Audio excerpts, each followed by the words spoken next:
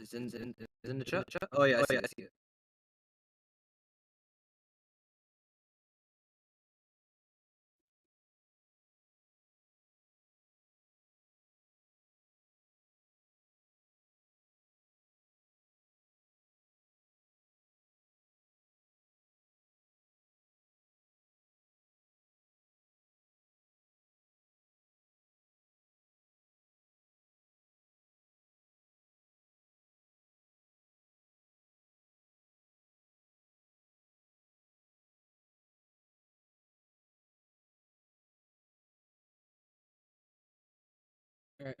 Spreading the link.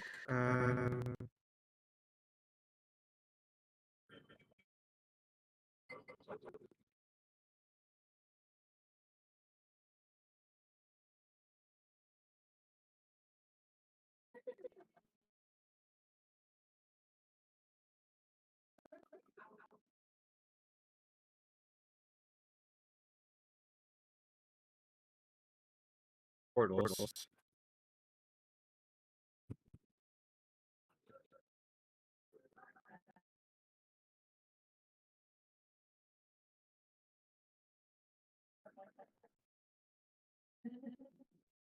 See, let me just put on Esoteric.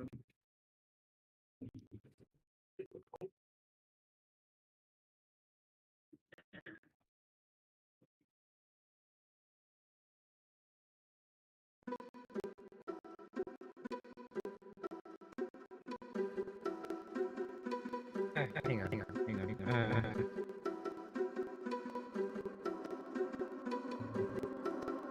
Where do we put the link in the Esoteric server again?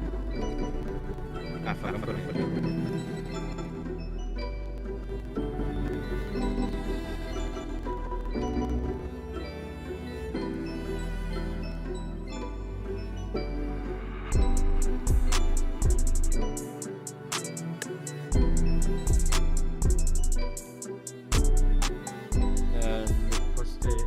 Wait, you already got it on the writing server?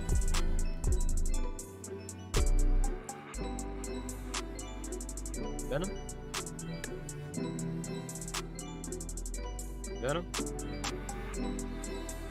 Did you already put the link in the writing server, or you want me to do it?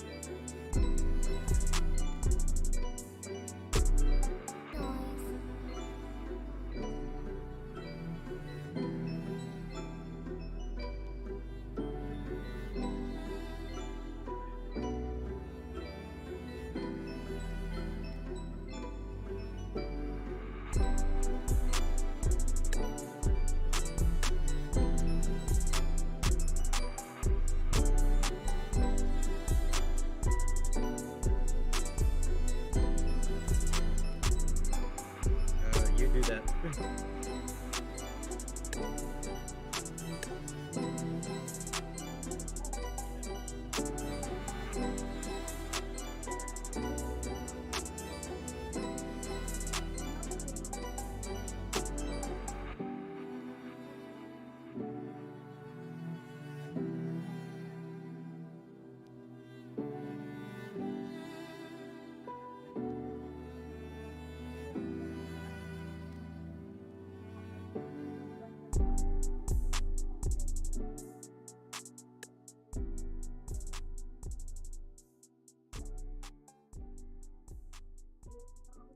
What about that Forbes article I DM'd you last time? Last stream?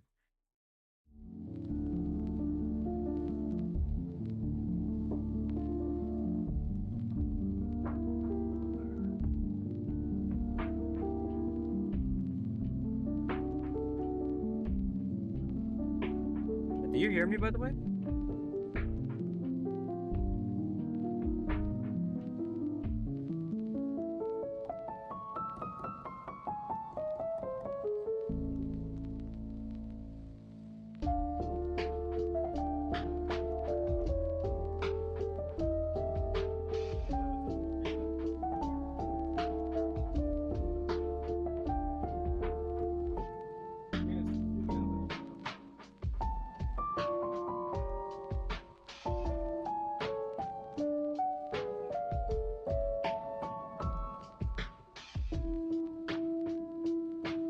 By the way, Venom, are you hearing me right now? You haven't really responded to me.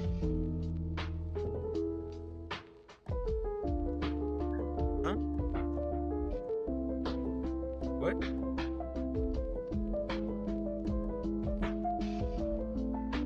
What'd you say?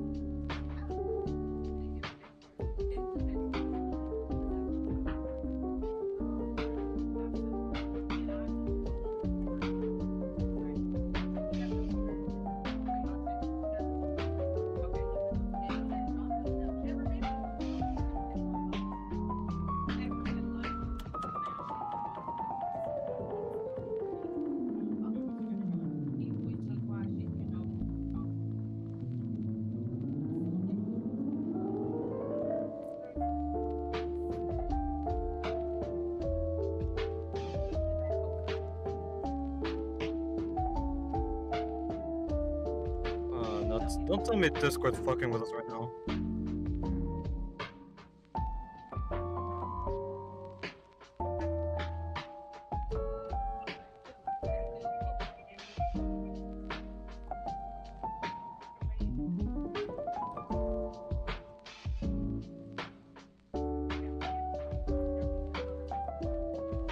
What's going on?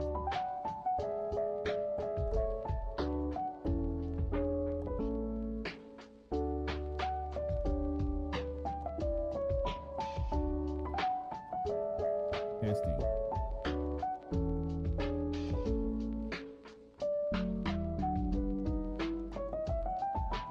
Testing.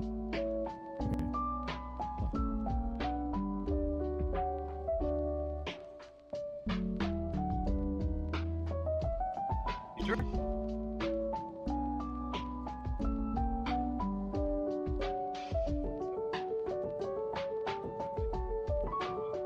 Fucking knew it.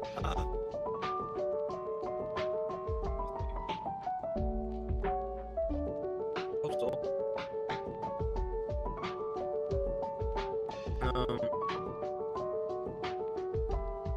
Alright, you do that, and I hope we get started soon, because, I'm gonna have to my time to drinking.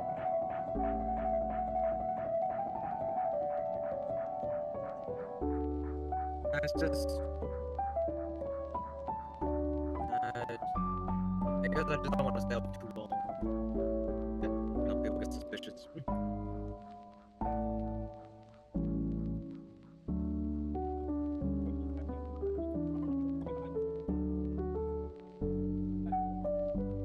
Are you sure you're not getting background noise? Like, I see my icon keeps on flickering. Oh shit. What do we do? How do I fix that?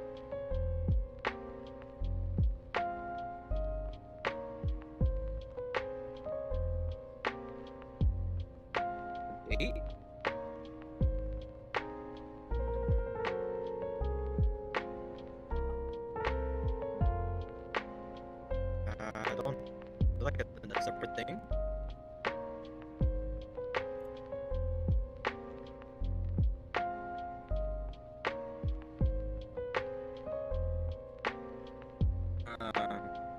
Nah, I don't have that.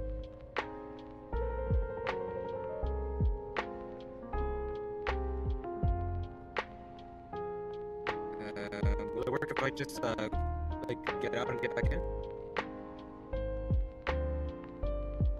'Cause it was working just fine a moment ago.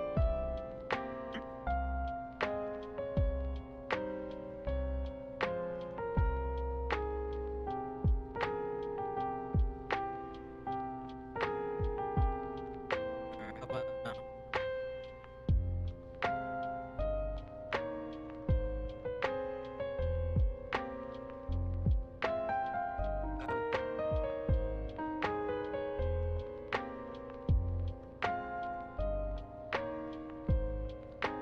Alright.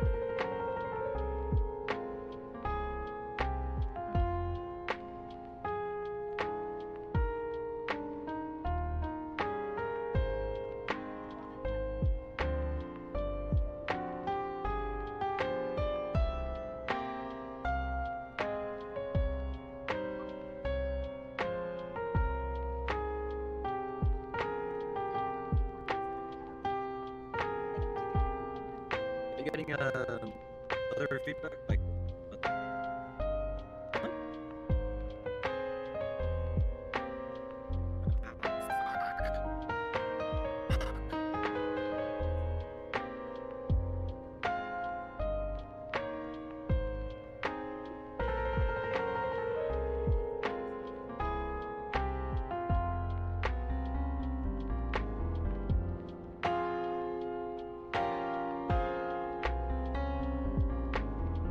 What about now?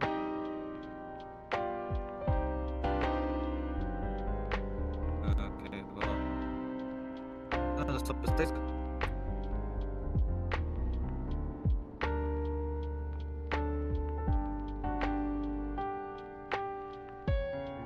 A shock.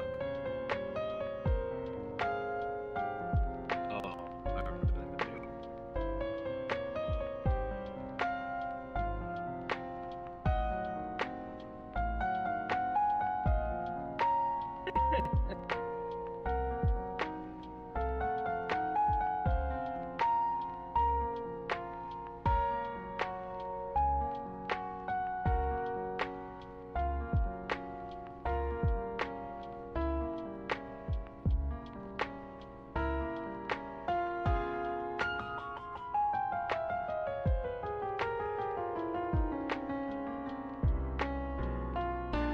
Wait, what?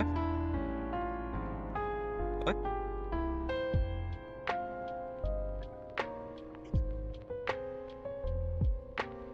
Your voice is kind of glitching up there. I hear you, but you kind of like scotched there.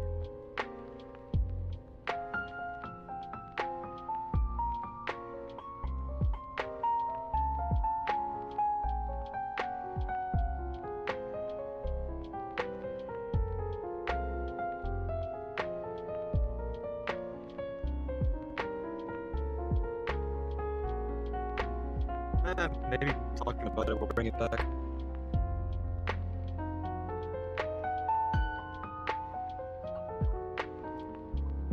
Huh?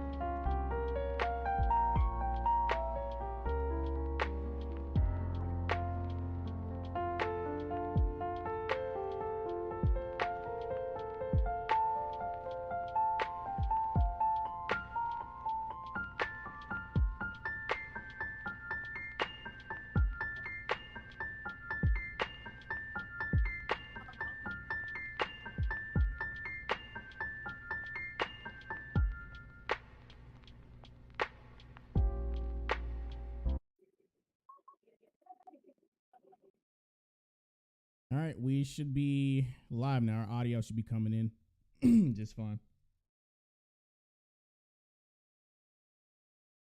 We started?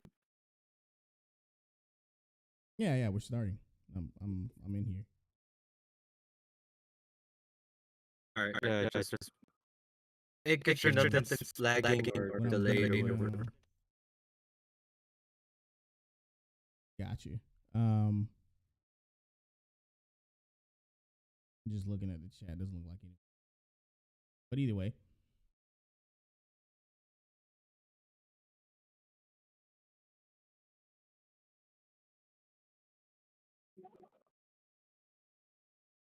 Yep, I'm gonna just sign on.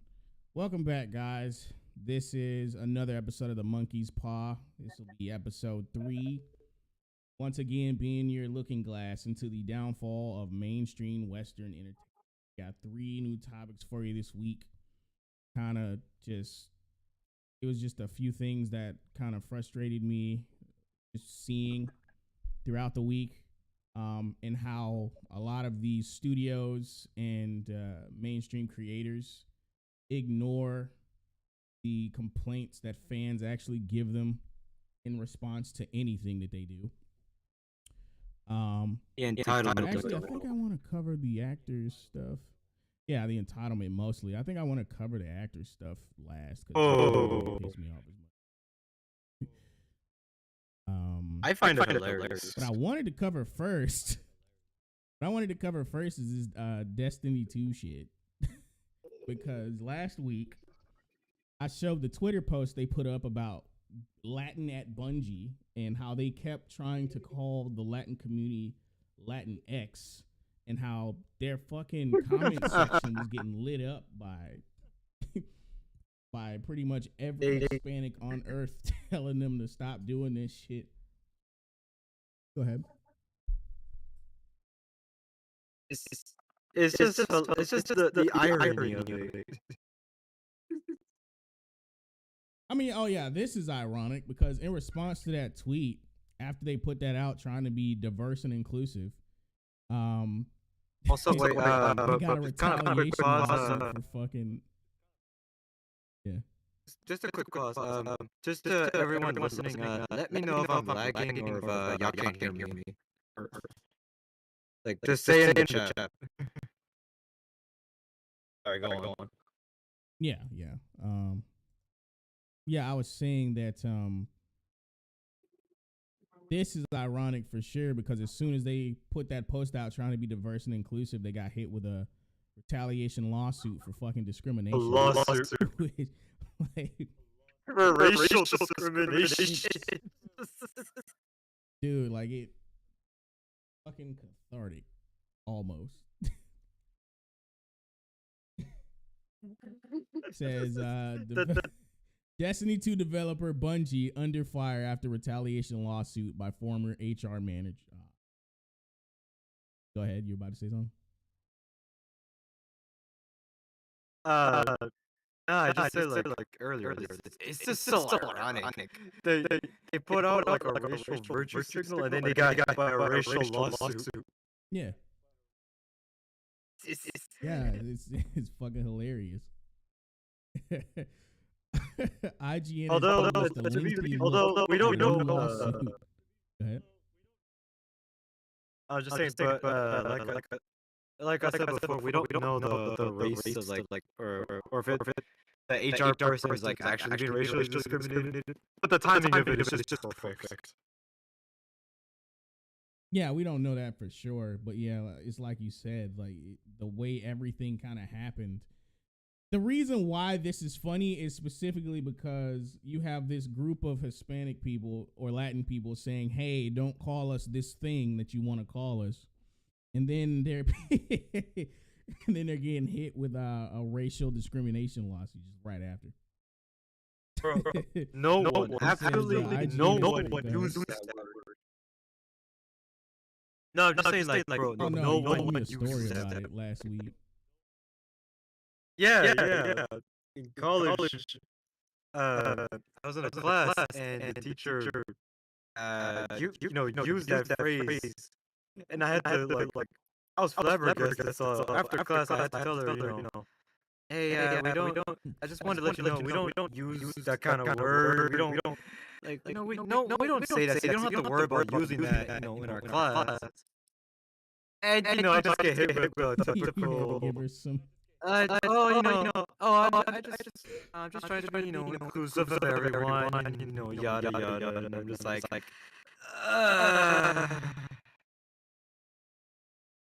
Soups hit her with the racial sensitivity training. Oh man. It says IGN has published a lengthy look at a new lawsuit that's been filed against Destiny 2 developer Bungie, one where a former HR manager says that first, her recommendations about potential racial issues at the company were ignored, and then she was ultimately let go a short while after raising those concerns. The lawsuit is over wrongful termination and retaliation. The plaintiff, Ingrid Alm, being hired in May of 2022 as an HR manager. The alleged course of events she lays out is as follows. Alm was told to investigate the performance of a specific employee called James Smith to protect anonymity. Smith told Alm that he was the only black employee on a team of 50 and felt he was being singled out by a supervisor. Alm recommended Smith's supervisor receive sensitivity training, a request met with hostility and denial, citing the supervisor's length of tenure and reputation at the company. Then Bungie allegedly said that Smith should be terminated. Dude, like, nah.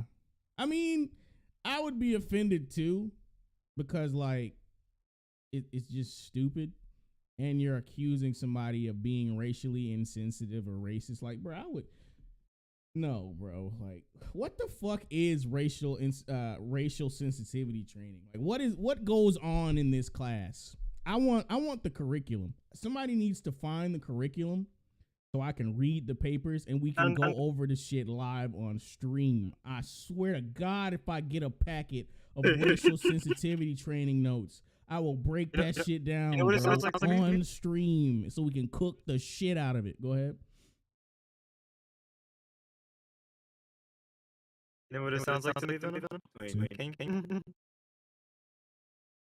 Yeah, I was just trying to say. It sounds like the thing in some schools do where they put like students and through like a questionnaire thing where like they take one step if they live in this kind of neighborhood, or take one step if they come from this kind of family, and you wind up with like a bunch of white students like at the head of the class because they got like the more stable home, the more stable like good income, while the ones at the back got like the shit end of the stick. That's how they make it look.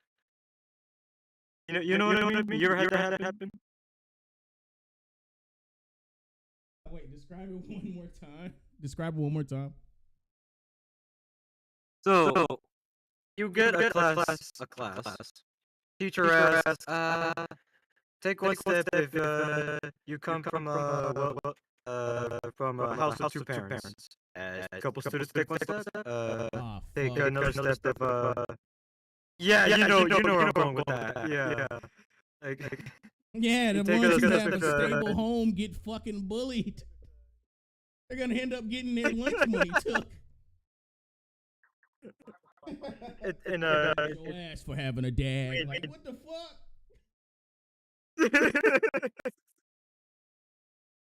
Shit. Wait, whose mic is choppy? Fuck. What? Nah, TNT Toast is in the chat. He said somebody's mic's choppy. I'm trying to figure out what it is. Is it me, Toast? I think he's about to. What did they say? What did he say? Oh, your mic is choppy. Me? The chat's populating in the stream now. Yeah, just drop in, drop back out real quick, and you can continue the story, because I want to hear this. That shit singles out kids to get their ass beaten, bullied, bro. Fuck you for having a dad. Yeah. Grow up in a stable. I'm hop out. Yeah, let me hop up. Yeah. Do I sound better? Oh fuck. Hey, Toast. Fuck. Toast. Do I sound better now? Toast, does he sound better?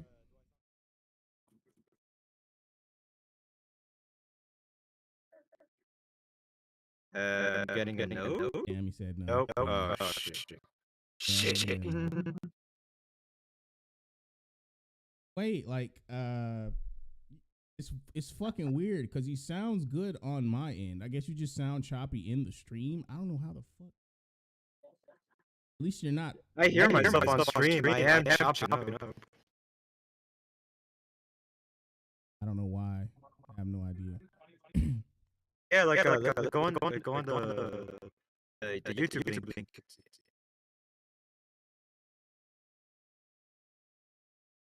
We need to talk about the logistics of your situation later on. Figure something out.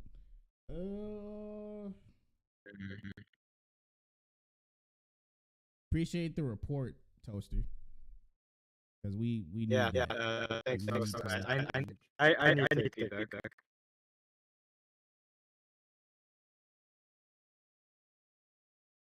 I don't know if he can fix it. Shit. Right now? No, I don't know I how don't to think fix so. that. It's just okay. So the way it works is like it's mic lag. That's why the mic is choppy. So you might be able to reconnect your shit in Discord. But while you do that, I'm gonna continue reading. Let me see. All right. Recommended Smith's supervisor receive sensitivity training. A request met with hostility and denial, citing the supervisor's length of tenure and reputation at the company. Then Bungie allegedly said that Smith should be terminated. Argued this would be racial bias. Supervisor was allegedly extremely angry that she had reached out to Bungie's DEI, Dr. Courtney Benjamin, for advice on the issue, and then in September, found herself abruptly fired. What the fuck? In short, the story, she alleges that she perceived potential racial bias on the team, recommended its leader for sensitivity training, was reprimanded for the suggestion, and ultimately fired, hence the lawsuit. Yo. The snake eats his Bro, wait, so how do I sound now? Toast, can you hear? Yep, shit. On my end, he sounds fine. Fuck!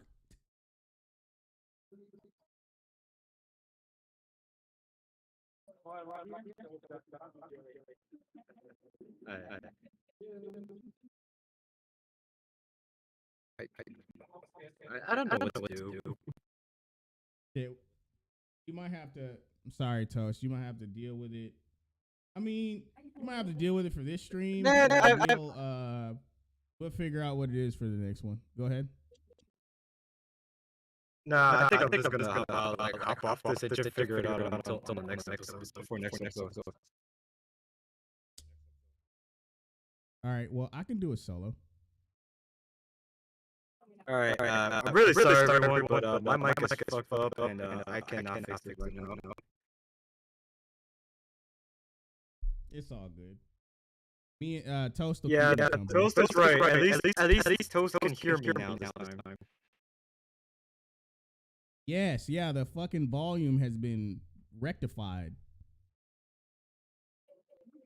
But yeah, man, it sucks that your mic's choppy and shit. But the next time we air, hopefully we'll have that all ironed out. We'll do another test or something whenever you're free. But it's all good. Yeah. I'm just gonna hop off because I know it's gonna be great to everyone's ears. So. See you guys. I mean, it's always good having you. All right. Have fun with the rest of it. I'll finish my story the next episode. So, I'm going to continue reading the article, but I might actually have time to juxtapose why this shit is so dumb with the tweet that they sent, which is probably like a week and a half ago. This shit right here, and I only got it as a picture because I'm not hunting for that motherfucking link. I'm just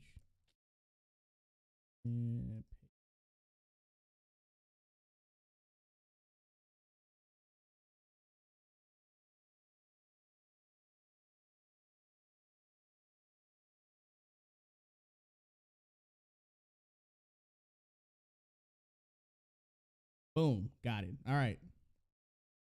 So like,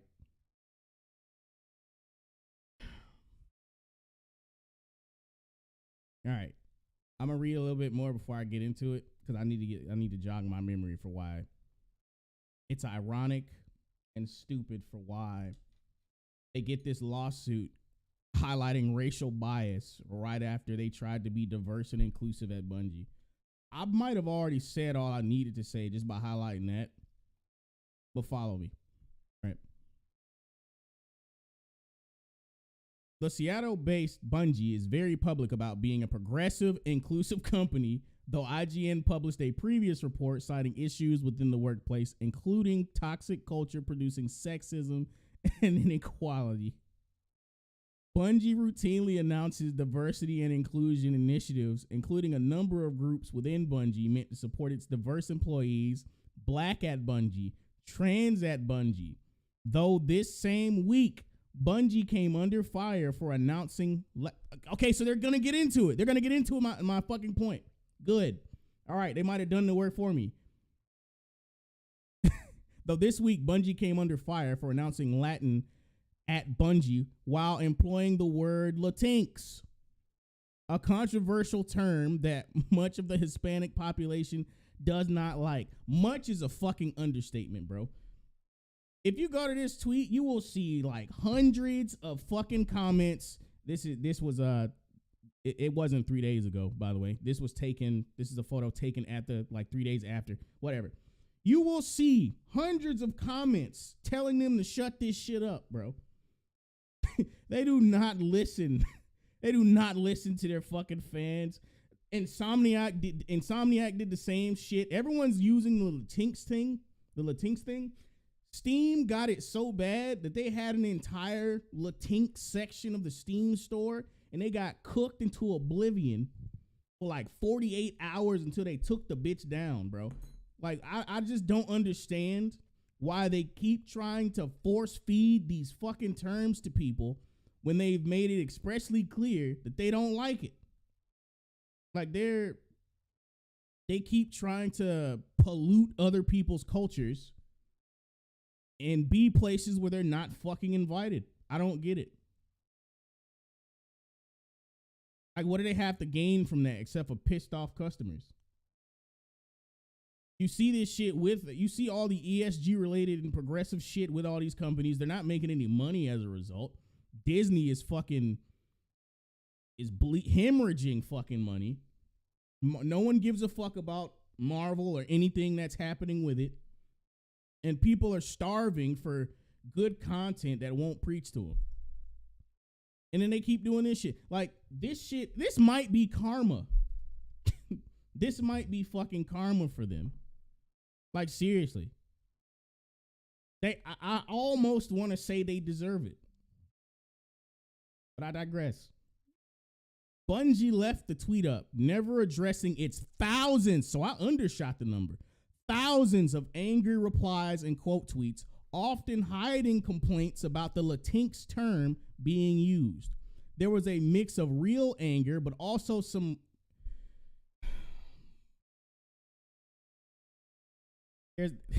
There's always some fucking... My God. Oh, God. Some right-wing agitators. You knew they had to make an appearance. You knew they had to make a fucking appearance. It's never just a group of people you pissed off. It's some right-wing agitators, bro. Every time, dog. Like, they just always have to show up. They didn't fuck, man. Some right-wing agitators celebrating that the openly progressive Bungie had found itself in this mess. Oh my God, dude.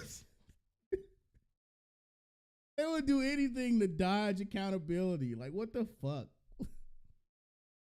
Anyone who's telling you that you deserve what you got in that comment section is now a right-wing agitator. Like, what the fuck is this?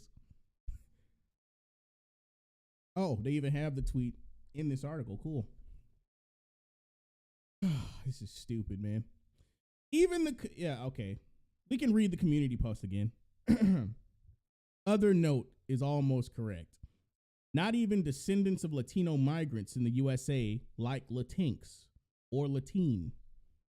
Latin people or Latin person would be correct. Latinx and Latine are suggestions by people who don't understand Latin languages or foreign culture. And they are exactly correct.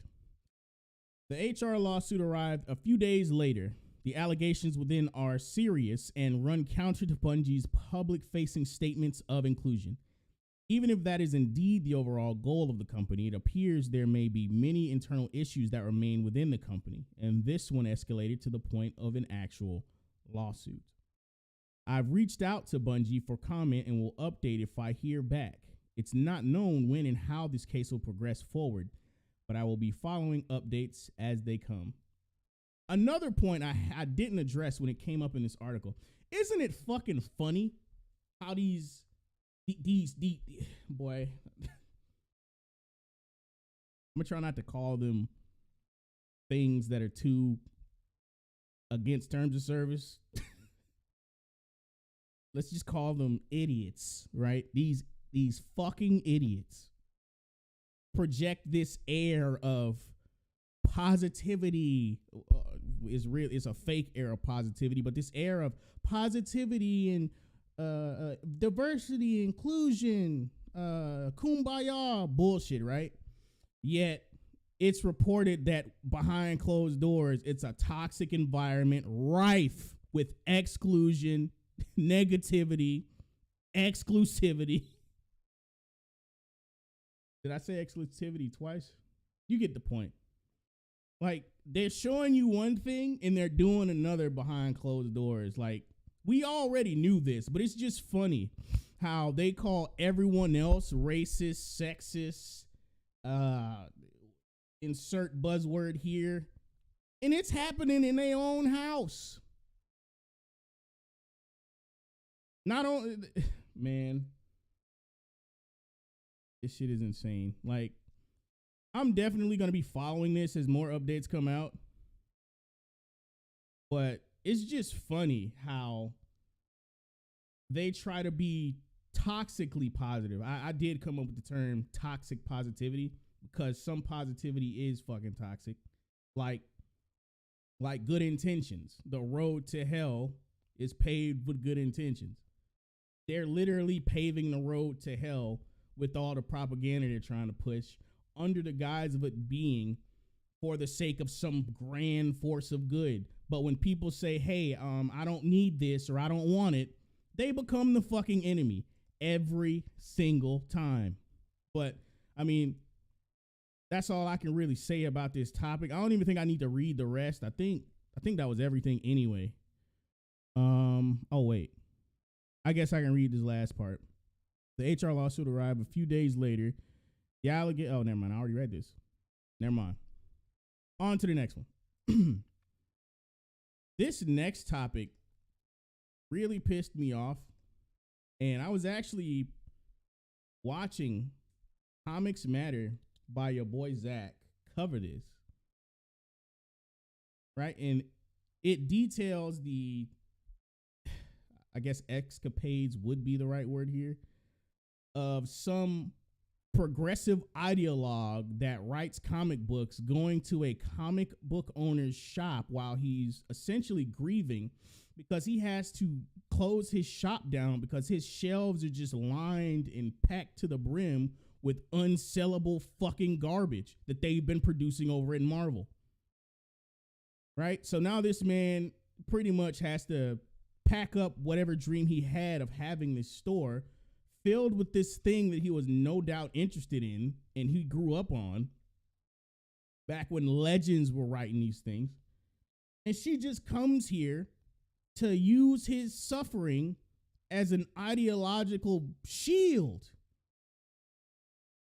And we're going to go through that, and I'm going to air my grievances as we keep reading. Interview, retail, because fucking Zach was pissed. If you go back and watch that video, I recommend you do. He is livid the entire time, and I was too. But he might be a bit more angry than me because I think he had dreams of actually drawing and writing for these comic book companies. And to see what they've become over the years, it's fucking upsetting. Like, upsetting would be a fucking understatement, right? But I'm going to get into the article before I ramble us into oblivion. It says here, interview retailer Ron Hills talks about the closing of JHU Manhattan. I guess I'll figure out what that acronym, the initialism means here in a second.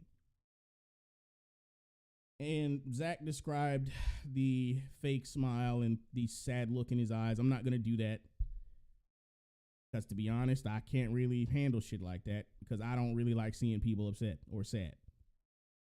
Jim Hanley's Universe / JHU has been my local comic shop since I moved to Manhattan about 30 years ago.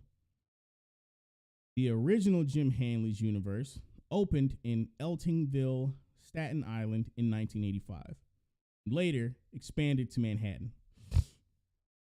With its Manhattan branch located first in a mall and later across the street from the Empire State Building, it was a famed location. Flagship for a comic shop in a highly trafficked area, and where most Marvel and DC staffers shopped. Hanley, one of the most respected retailers in the early days of the direct market, retired in 2013. Store reopened a few blocks away as a new business, JHU, owned by Nick Purpura and Ron Hill, two longtime employees. But one move and one pandemic later, they're gonna blame the pandemic for this shit. Dude, they're gonna blame the pandemic for this man's shop. Okay. But one move and one pandemic later, on September 28th, 2023, JHU, the Manhattan outpost, closed its doors for the last time. After a day spent tearing down fixtures and giving out the last pull lists to loyal customers, I stopped by the shop at 5 on a blustery Thursday for an exit interview. Hill was just packing up the last bits, sitting amidst boxes from Lunar, Diamond, and PRH, a visual reminder of the massive changes the shop had seen over the last 3 years. Here's a shot of the last of the garbage that lined his shelves in these fucking boxes. During the interview, a steady stream of customers kept coming up and knocking on the locked door, all unaware that the shop was closing. "Are you moving?" they all asked. "Staten Island is open," Ron would tell them. The crestfallen customers were a sign of how much an institution the store had become. JHU was a local, not a big store with a big mall order business like Midtown, or a part of a dedicated shipping district like Forbidden Planet. I love both those stores, but JHU was its own bespoke place, a pop and pop shop in a world where high Manhattan rents don't want them. As we settled in, Ron told me about some factors about the shop's closing he attributed to bad luck that had dogged it from the day it opened. From the store getting buried under a construction awning almost immediately after it opened, to one of the key contractors behind the opening remodel dying while work was underway. Our conversation ranged over many topics and was definitely tinged by the sadness of a closing store that had a long, important history. This is going to be the part that pissed me and Zach off, right? She's going to interview this man to essentially cover her and her retarded colleagues' asses and to make sure that real comic book fans who complained about the content problem from Marvel and DC, she's going there to make sure that they were wrong. This comic book shop isn't closing because we fucking suck at our job. My voice cracked. This comic book shop isn't closing because we fucking suck at our job. It's closing because of something else. Anything other than, this is what Zach said in the video, our ideological enemies being correct, right? So she goes to this man's shop during a fucking catastrophic event of your dreams.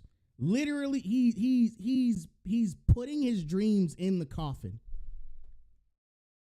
I'm not trying to be funny, dude. Like, this is what's happening. Like, he is packing his dreams away. He is at one of the lowest points he could possibly be at. And this chick goes over there to essentially harass him and fucking discredit her ideological enemies. Like, this is extremely upsetting because I'm gonna get into the other comic book shops that we don't hear about. And I'm going to talk about the real reasons why Marvel and DC, comic book shops were closing around the fucking country. I've already highlighted some. I'm going to talk about it a little bit more before we move on to the final topic of the night. And this segment this one article could probably be the whole fucking stream. I'm not even bullshitting. Listen to how she prefaces this, dude. I'm trying not to scream. Every store closes for unique reasons. And these are some of the ones behind JHU's Manhattan store. The following has been edited for length and clarity. I'm sure that's why it was edited. Yep. McDonald. Oh, that's her name. Let me ask you this. Was this store killed by social justice warriors? So I'm going to ask y'all, why would she have the need to ask that?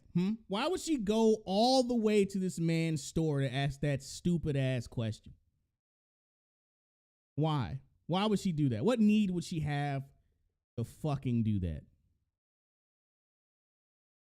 Seriously. What other reason? No, she's just concerned, right? Of course she can't frame it that way because this is a very specific question, which is clearly ideologically driven. Was this store killed by SJWs? The correct answer is yes. That's the correct answer. Yes, it was. It was killed by ideologically possessed retards who can't live without seeing their politics in a piece of entertainment meant to be people's fucking escape. Ron Hill's response was no, it was not. I'm going to disagree with him. I'm definitely on his side disagreeing with him. McDonald. Was this store killed by poor product from Marvel and DC? Also, yes. The poor product is being written by SJWs. But this is what Ron Hill said, and his answer's not bullshit. So I'm glad he did not bullshit his answer. This is what he said. It wasn't helped by it. Actually, let me reset this up without my talking in the middle.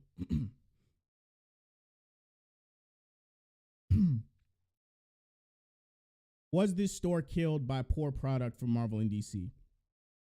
It wasn't helped by it, but it also wasn't helped by Brian K. Vaughan taking a 3-year break in the middle of the hottest independent comics run. Saga went on hiatus in 2019 and returned in 2022. Back in the old days, Love and Rockets used to come out quarterly because that was a comfortable schedule for them. And their fans understood it and knew every 2 or 3 months there'd be a new one. They didn't take 3 years off in the middle of a raising success story. I'm sure Vaughn and Fiona Staples had other pursuits, and I'm not begrudging that. But when you remove yourself from the field, maybe you don't come back as strong as you were before. Again, we love Saga, but the break did not help us. Okay, breaking down his comments here. This is, as Zach said, a very honest answer. However, he kind of does skirt around it, because here's the thing about an industry. Even if one or two creators who are hot in the game, let's say, take a break, there should be a wealth of content to take its place for as long as their hiatus prevails. So then what does this imply? It implies that there was nothing good enough being produced to fill the hole left there for those years that those comics were frozen. That's what the fuck that implies. I've never seen it back when mainstream comics were good, that there was a writer or an artist or something that took a break from it and there was just no content after they left, to the point where a comic book shop could no longer sustain itself. I've never seen that. It has never happened until now. Because the content is so garbage. It's motivated by the wrong things. It's not motivated by the universal human experience, trials and tribulations, challenges that the character has to face. None of that good shit. None of it. Motivated by identity politics and political ideology disguised as altruism. Moving on. I don't think a lot of comic book writers understand this, but that's the kind of thing that has an effect just as much. Marvel and DC putting out very timid, what seem to be corporate dictated comic books, when the big two do tie into their mainstream things. In the case of Marvel, they arrive 2 years after the fact.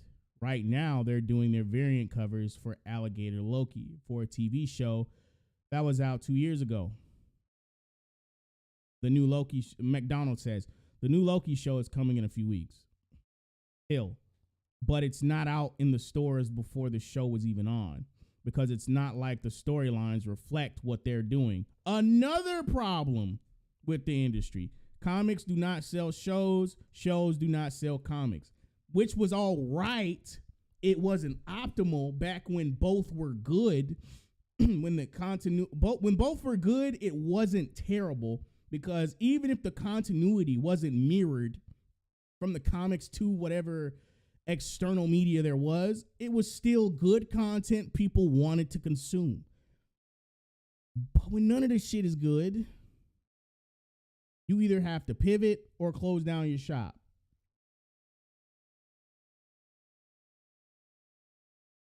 And she decided to go here for this interview to use this man's fucking grief, his anguish, and his sorrow as an ideological shield. McDonald, I want to touch on a couple things you just talked about. McDonald, I want to touch on a couple things you just talked about.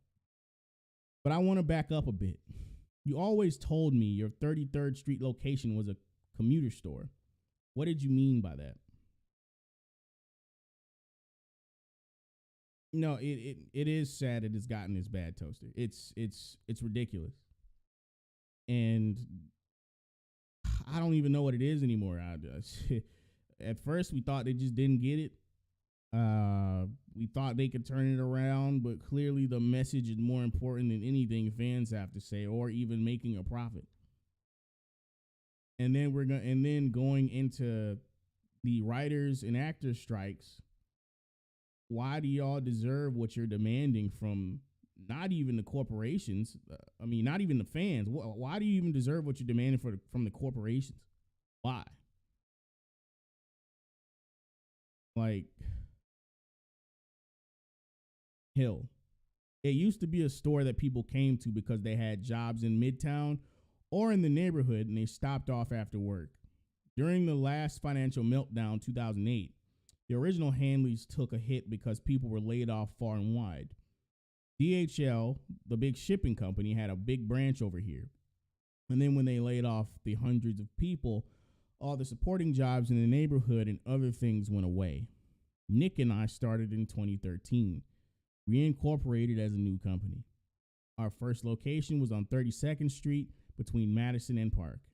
And the second location is here on 3rd Avenue between 32nd and 33rd.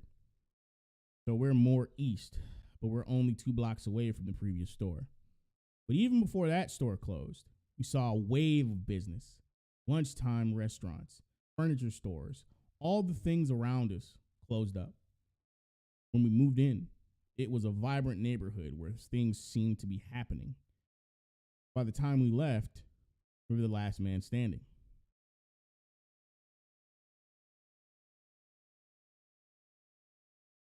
Probably anywhere else, people would be thrilled to be doing the business we were doing. In this space, pretty much all the business around us closed down. We've been here for 5.5 years. There was a hardware store that was here for 20 years. They closed down. There was a dry cleaner. It was here for 15 years. They closed down. The nail salon next to us changed over and over and over. McDonald's. That's one of the weird things about nail salons. They just keep changing. Gossip about local comings and going, including the... Why is she talking to him about this garbage? Why does he care about your response to this? Like, hell, this is a tough location for major retailers. The sales we did in this location, probably anywhere else, people would be thrilled to be doing the business we were doing. But the overhead was very high. Our landlords were trying to work with us and give us some breaks after COVID, but not enough. We tried to roll with it, but the store ended up getting carried from a combination of profits from the Staten Island store, which was doing a little better, and the government loans. We stretched it as far as we could. In the beginning of the summer, it felt like the writing was on the wall. From January on, sales were soft, the foot traffic, product, and excitement felt soft. The Flash film came and went. The new animated Spider-Man did pretty well in the scheme of animated films, but it wasn't the biggest. None of the Marvel DC things that were previously drawing up mainstream excitement were doing it anymore. Which is why his fucking shop closed. Dude, while filming the first Doctor Strange movie, Benedict Cumberbatch famously stopped by JSU in costume. That's actually sick. I'm not gonna lie. That's sick. Sick. I can't even talk shit about that one. That's sick. And that movie was actually good. Like I can't even talk shit about that one. McDonald, let me ask you, when the Guardians of the Galaxy Volume 1 came out, a more obscure comic book property that surprised many people, did you see an increase in sales? How did these properties affect your business? If you can go down the line, some things people came looking for instance, it seems like the Thor films have never sold an extra Thor. Exactly. I was just going to say this. Typically speaking, movies do not translate to fucking comic sales, and they never have. And now they most certainly don't, because the content's not even good enough to consider going to get a book. I recommend watching the first Doctor Strange. It's pretty good. If you can, I would get a used Blu-ray and not give Marvel any fucking money. That's what I would do.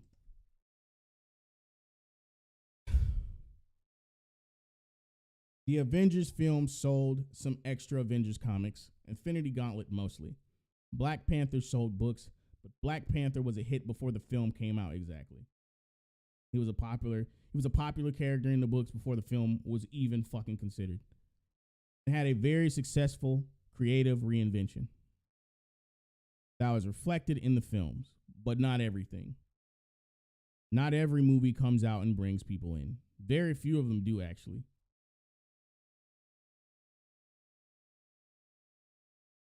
I might be able to get into that too, how movies don't translate to sales and how whatever. Well, I'll get to it if and when I get to it. Actually, TV adaptations would do more to bring in readers. Invincible was a huge hit. I mean, Invincible was a hit, but Invincible's show translated to comic sales because the show is actually very similar to the books. The art style is pretty much the same.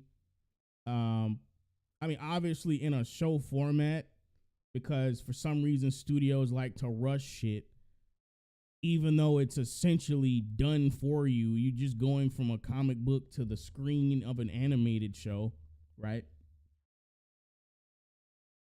It was a very 1-to-1-ish comparison from the show to the book, and that's why it was able to translate from the show to the book. When you talk about the Marvel movies, that's never been the case because oftentimes whatever is on the screen is like completely unrecognizable to what's in the book, and people just aren't gonna become interested in researching it. On top of that, I think Invincible was actually aimed at people who enjoyed comic books anyway, so that might have had an influence on it. Similar to the DC animated shows, but continuing on. And we ended up selling a ton of the compendium. The boys could do better, but for whatever reason, half the boys' trades are usually out of print. Can't wrap my head around publishers who would have wonderful work that I've sold over and over again, and for whatever reasons, they can't seem to reprint it. McDonald. That's an ongoing problem. I wrote a whole article about you, the streaming shows, and this.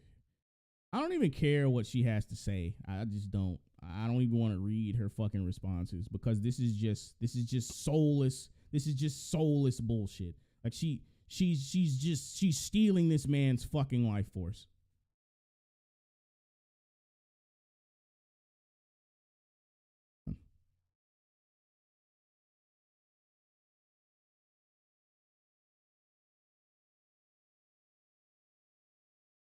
You know what? To prevent dead air, I'll read some of it, but I just can't stand to read her fucking responses, man. Well, on that note, let me get back to the headwinds. From talking to you over the years, I know this location had a lot of weird factors. A building ordinance meant they couldn't put the word comics on the outside awning, for instance. But what about the factors just in terms of your customers? Everybody's worried right now about the aging of the periodical customer. So when you talk about commuters, the people who went there 20 years ago might be retired now. Were they replaced by new people? How did you deal with this demographic shift? This is how I know she doesn't know very much about comic books, the comic book industry, or comic book fans. Typically, when comic book fans get older and have kids, they pass on their old comics and their old comic book interests to their kids. And the new people that would be replacing them, if they took to it just enough, would be the kids of previous comic book fans. That's how it would work. Also, a lot of lifelong comic book fans would likely be reading them shits until they in the grave. Their love for comics would die with them, typically. So, like, what do you mean demographic shift? The same people and the same types of people who liked comics 30 fucking years ago are the same types of people who like them now.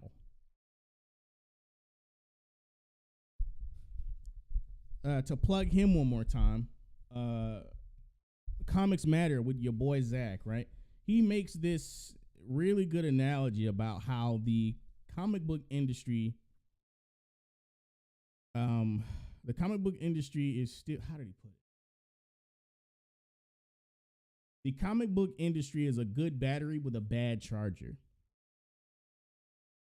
The bad charger being these diversity hires they have right in the content. The battery being the market want for comic books, not necessarily Marvel and DC comic books, because, copyright and shit, but the comic book market, the comic book industry, there's still a lot of ideas to be sold and a lot of stories to be told through the medium. And the fan base and the customers for comic books has not gone anywhere. What people need now is good content. So if you change out the bad charger, the dead battery will be restored, essentially. He lays out the analogy a bit better because he actually goes into this story about how he had this battery for a lawnmower that went dead, and he goes through how he fixed it and how, watch the video. Watch that video. It's like one of his most recent fucking videos on the comic book industry. But let me get back to reading this. The aging of the periodical customer is a real thing. But that's not to say there aren't young people reading comic books. I mean, yeah, they're aging, right? But older people don't, unless I'm, okay, here's what I'll say. If I'm misinterpreting what this means, I'm sorry. But what I'm getting is, I mean, yeah, old customers age. That's what happens. Like, people age. But that doesn't mean their love of comics goes away. But that might mean something else entirely different. But that's not to say there aren't young people reading comic books and being excited by things put out by periodical publishers. Go back to Invincible. That was a periodical comic book that now exists as a collected version. And in order to get the TV show and to get the compendium editions, we had to do the first periodical. Back when there was a Vertigo Comics, Vertigo wouldn't necessarily sell lots of copies as chapters. I think he's going through some comic book logistics that isn't really the point of why I'm reading this article.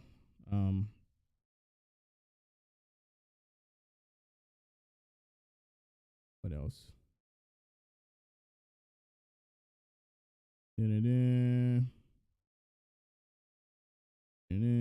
Oh yeah, this is kind of important. Did you sell Funko Pops? We did, but again, there's no margin. Exactly. We'd sell them, but it wasn't like you make any money on it. Exactly. Between the wholesale cost and what the distributor charges and shipping, sometimes you sell it for $12, you make $3 on it. But it'll take the $3. But I'll take the $3, he says. It's something that would bring people in, and hopefully you convert them into a comic fan, which we did. My God, I want to cuss her out for this one, bro. McDonald's. So sitting here, I see boxes from Diamond. Give me a minute, y'all.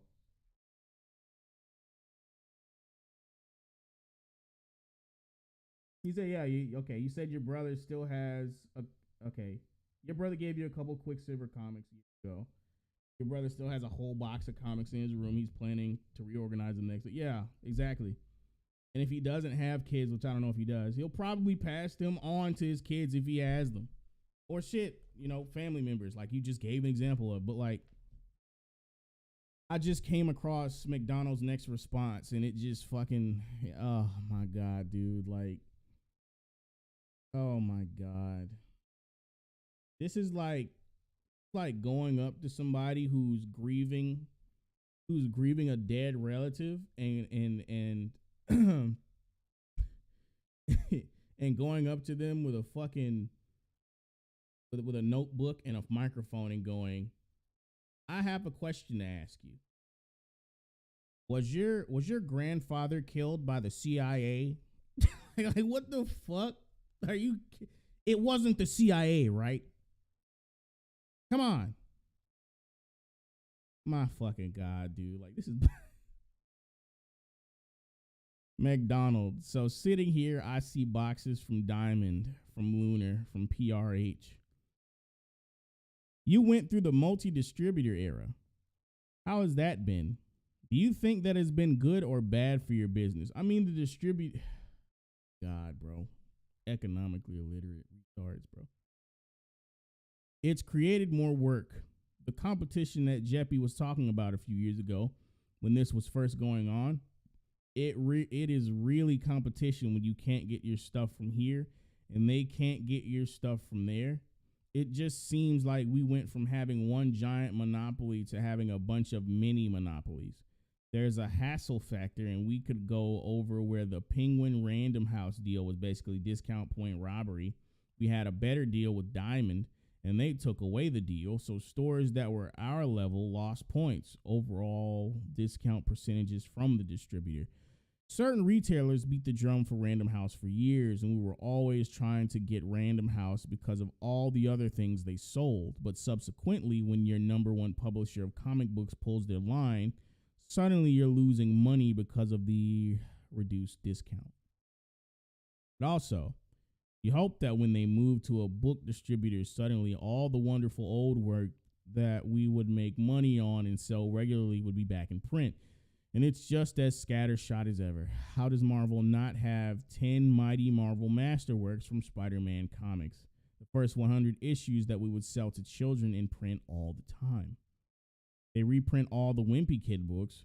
Raina Teller, I can't pronounce that. You see it. Is always in print. Marvel's got this thing that clearly could sell to the kids at a good price point, a fun product, and the books and the books go out of print and stay out of print for months, just like they did at Diamond. So now I pay more, and it's the same old problem of keeping things in print. I don't understand what the decision process is regarding keeping classic work in print. How many times in the last couple of years has something like Infinity Gauntlet gone out of print?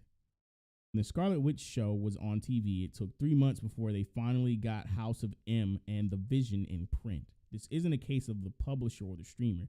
The streamer is the publisher.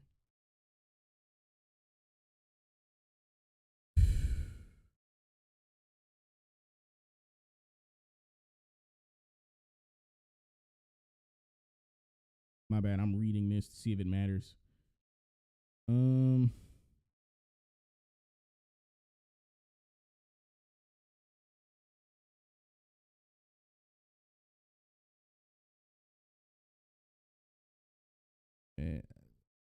I guess it's kind of important.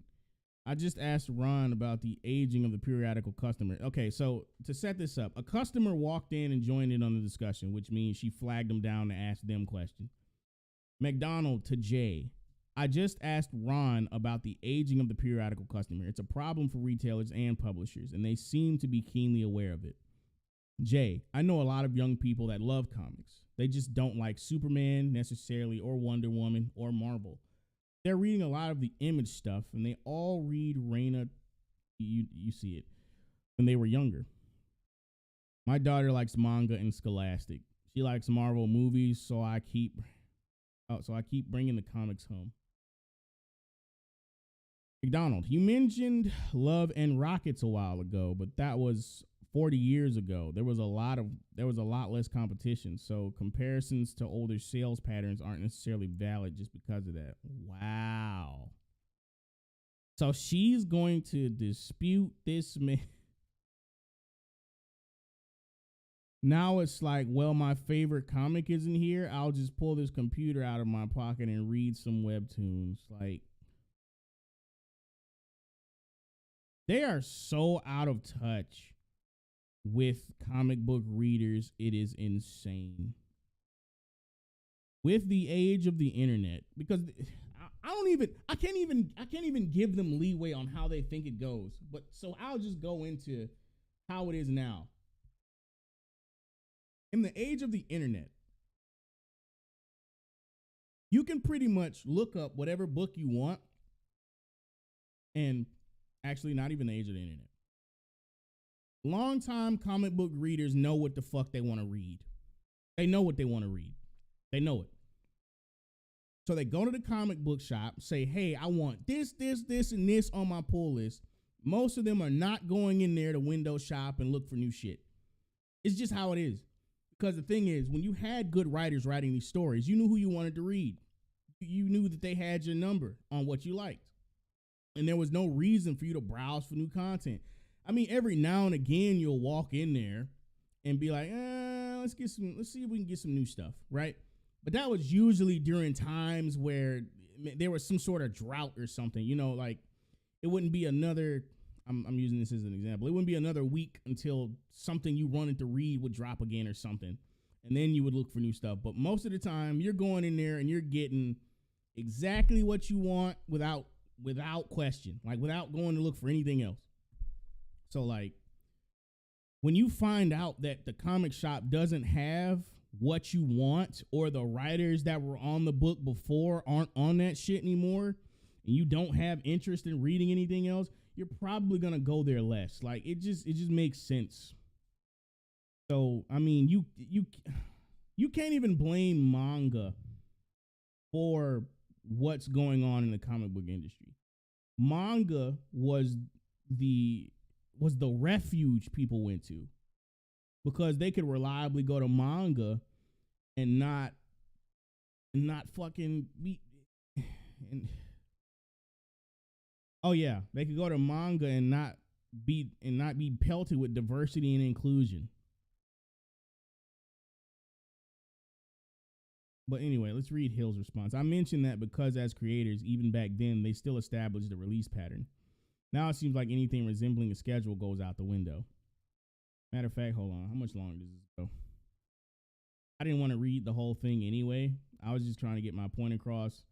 It makes no fucking sense how these people will infect the fucking comic book industry, turn everything that was good to complete fucking shit, and then have the brazen gall to go to someone's business as their dreams are crumbling beneath their fucking feet to ask them, this shop wasn't killed by SJWs, was it? It's fucking sickening. These people are sociopaths, and they couldn't write themselves out of a wet fucking paper bag. Right. So that's the entire point of this segment. Fuck you for going to this man as his fucking dreams were dying and asking him these stupid fucking questions. Moving on to the next topic, because this shit does go on for a little bit longer, but I don't want it to go that long, right? I think I had made my point like a while back anyway. So give me a second to change the topic.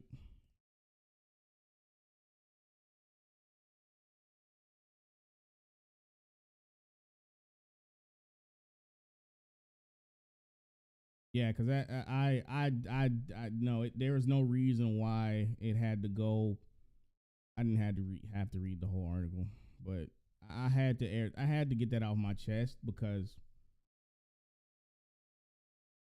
comic books, not even just comic books, pop culture as a whole is very near and dear to a lot of us. And seeing certain things be reduced to ash, or just not be there anymore, and to just have people just like do things like what this chick did to that comic book shop owner, it's irritating, dude. That's an understatement. What's the word, bro? Like, infuriating is the word.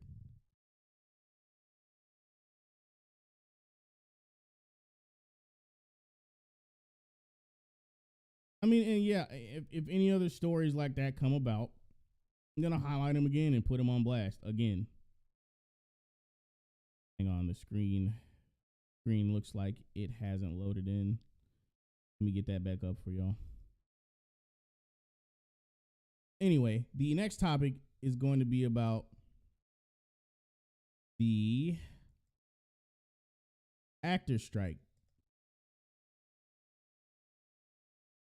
Dresser.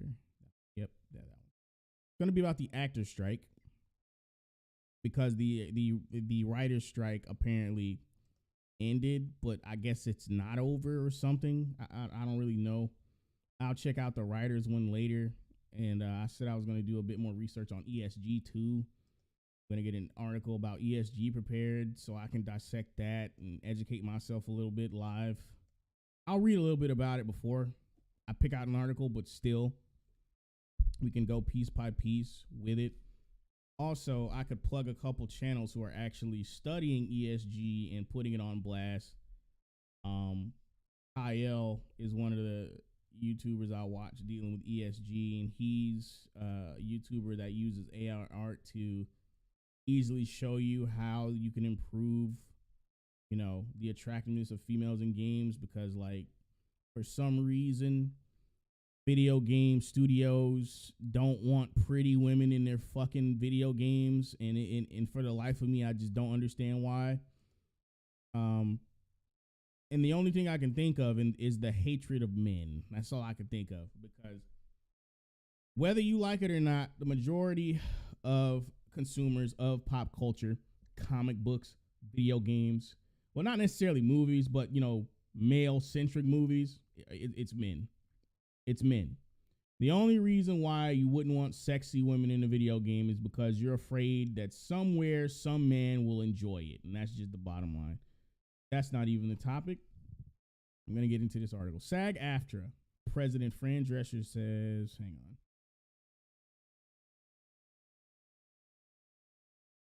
I don't think did I read this?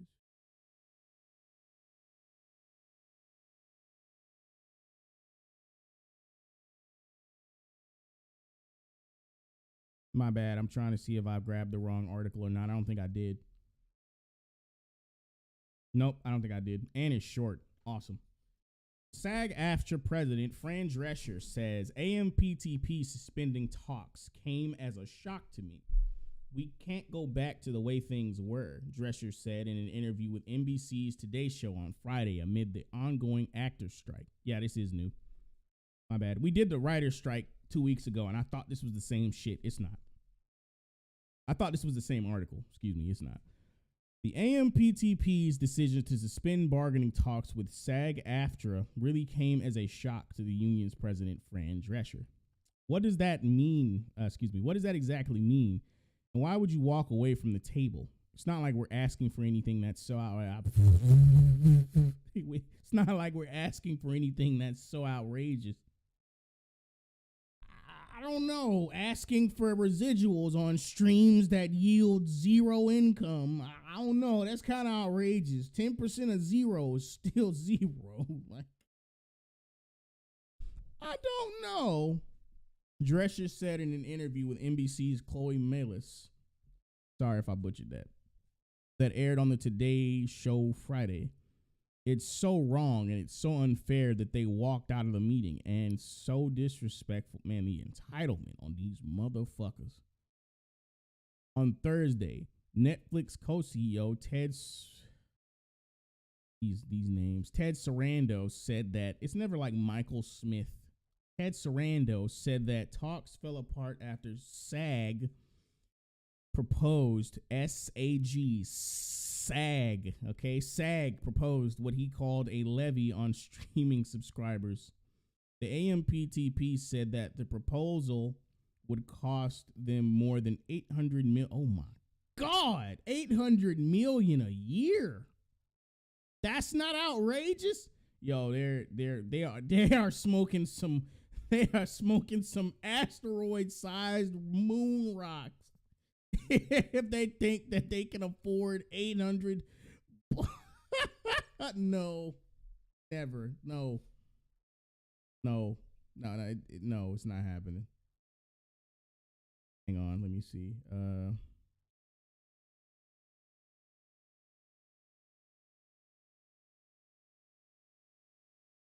Dude, no. God, no. There's no way they can afford that. Jesus. That's almost $1 billion a year. Nah. That's an inflated price for the benefit of the press. What? Drescher told Melis. Oh, okay. Never mind. She's saying that they're basically telling them that it's higher than what it actually is. It factors out to 57 cents per year per subscriber. Boy, how many subscribers? Less than a postage stamp per subscriber. Okay, that last bit is a little bit. You need to put that in perspective, because saying less than a postage stamp given this equation seems a little bit deceptive. 57 cents per year per subscriber. I mean, how many subscribers? No, I mean that's not even the fucking point. You don't understand. Their cash reserves, they can't afford that. It's like they don't understand economics. Like, that might seem small to you because it's not hurting your pocket, bro. Like, but do they have $800 million a year for that right now? You know what I mean? Do they have that? We can't go back to the way things were. It's unsustainable. You want to see unsustainable? you want to see unsustainable? Continue along the path. Oh my God. If continuing along this path is doing what it's doing right now, you can only imagine what the fuck is gonna happen after they're ponying up $800 million a year when they don't have it. You want to see unsustainable? Spend money you don't fucking have, and you'll quickly see this is only the beginning. Oh my God. It's unsustainable, and my members can no longer make a living on this new and unprecedented streaming platform with the old structure of payment, Drescher added. And they are going to have to accept that reality. How ironic that the people who think money comes out of thin air are telling somebody to accept reality. And the artificial intelligence remains a sticking point, not for motherfuckers who are good at their job. With consent and compensation still uncertain. Well, then again, my bad. I forgot. This is actually a different AI argument for actors. The AI argument for writers and illustrators, that's way different than this one. They might actually have a point here for the actors because, like, you should not have rights to someone's voice, likeness, or any of that shit without somebody getting paid for it. Cause like you see them necromancing these passed away, or you saw them necromancing these passed away actors for the Star Wars films, and you see how terrible that shit looked, right? There's no way you should be able to just puppeteer the corpse of a dead actor on screen until the end of time. That's ridiculous. No, that's like a new form of slavery. It's like digital necromancy, digital slavery. Like, what the fuck? No. I'm on their side with this one. But no, we're fighting tooth and nail to get them the AI protections that they want, Drescher said. But the last thing that Sarandon said when they exited the room yesterday, we don't like your counter proposal for AI. Well, we're looking for the protections that these people deserve because it's their likeness, it's their essence of being, it's their talent that is in jeopardy of being ripped off. And like I said, I agree with that. That's no. In the interview, Drescher framed the guild's fight as being somewhat existential, mirroring her comments from July when the strike began.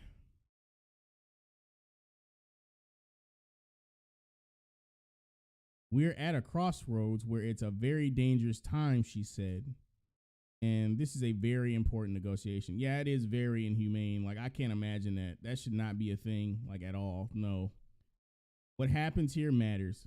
SAG-AFTRA canceled all pickets scheduled for Friday in New York City and Los Angeles, citing potential safety concerns that are unrelated to our ongoing strike after the Palestinian terrorist I hate that they're referencing this because this is not what the show is about, but since they referenced it in the article, I guess I'll read it and make no further comments regarding this shit. After the Palestinian terrorist group, Hamas, urged supporters to take to the streets in a day of action in support of the attacks in Israel. I don't even know if I can say that word, said the Actors Union in a post on social media Thursday. Stay safe and see you on the picket lines next week. Like I said, I'll be following the news to come. In regard to these strikes, the writers and actors strikes, I have no idea how they're gonna resolve this. The one thing I do agree with them on is the AI argument, but this streaming residual shit, I how are they gonna come to an agreement on that? How?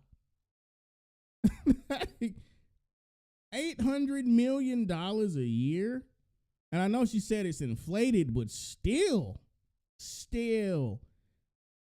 she says it's an inflated number, but in reality, the number can end up being greater than that because it's in ratio to the amount of subscribers you have. For each subscriber they get or don't get, they have to pony up 57 cents. So, like, where's the money gonna come from? They might end up getting 57 cents. They might get 57 cents the year they get paid. Like,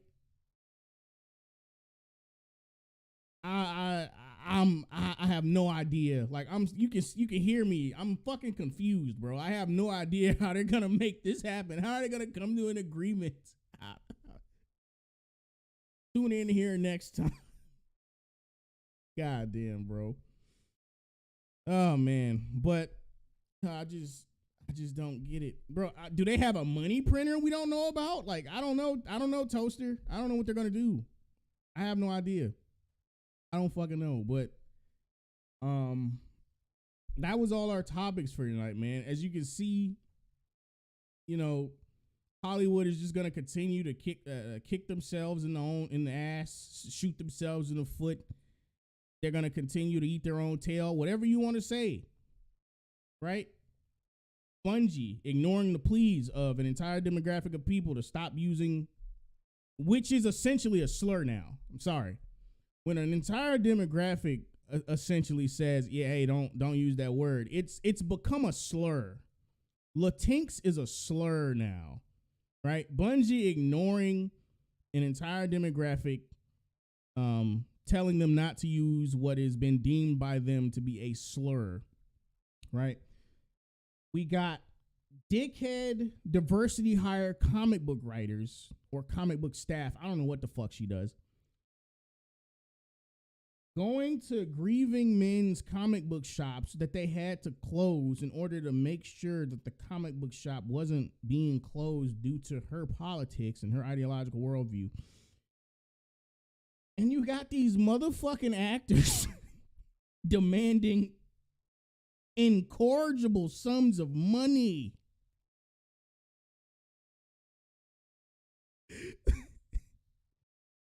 That these, I know it's divided between them. That's not the fucking point. $800 million a year is an incorrigible sum of money to be dividing amongst motherfuckers. It's just like, where are they gonna get it from? Where are they gonna get it from? Like, I just don't get it. But that's the landscape of entertainment right now. Video games, movies, TV shows, comic books, even novels. And I need to find some stuff. About novels to share on stream. Even that shit is being affected. Every facet of entertainment is being affected by this bullshit. I don't know if y'all have read that excerpt from the 007 book that came out. It circulated Twitter for a while, like a few weeks ago. I would say a few months ago now at this point. But dude, like it's fucking ridiculous. It's insane. Yes, novels. I mean, I think I detailed some of it in one of the first two episodes. Forget which episode it was, but I detailed the landscape of publishing and the landscape of publishing and storytelling. So again, I'll be following this like every 2 weeks. We'll be back in here again. Whether it's gonna be me and my co-host or just me, I'm gonna document this shit, and I'm gonna give you guys. Well, my alternative is always gonna be to create your own shit. But what I'll do, what I think I should do, because I owe it to you guys, it's not really fair to just be showing you all this garbage and what's going on with mainstream media without giving you some good alternatives, right? So I might actually end up doing a video, or if I don't do a live stream, I might do a video just saying what alternatives are out there that you can, peruse, let's say, and not have to buy material that's just going to treat you like an ideological enemy and tell you you're a bad person all fucking day when you just want to see superheroes suplex bad guys. That's all you want to see. But yeah, I mean, this has been the Monkey Paw episode 3. I hope y'all enjoyed it. And I know the only person in chat right now is Toaster. But Toaster, you're the real MVP right now. Please tell your friends. Share the link. Tell them that we pretty much do every 2 weeks. It's going to be a weekday every 2 weeks. What I'll do is I'm actually going to start announcing it through not only Twitter, but through my community wall. If you're actually subscribed to me, I don't know if you're subscribed to me or not, but I'll put it on my community wall too, like the weekday we're actually going to be streaming. That way y'all will be alerted. Also, you can click the notification bell because I don't think I have there's a total, for some reason, YouTube has a total allotment for how many notifications they can send per content creator, but I don't think I have that much content yet. So you should still get those notifications whenever I go live or post a video. But yeah, man, it's been the Monkey Paw podcast. I enjoyed doing it, like I said. But man, peace.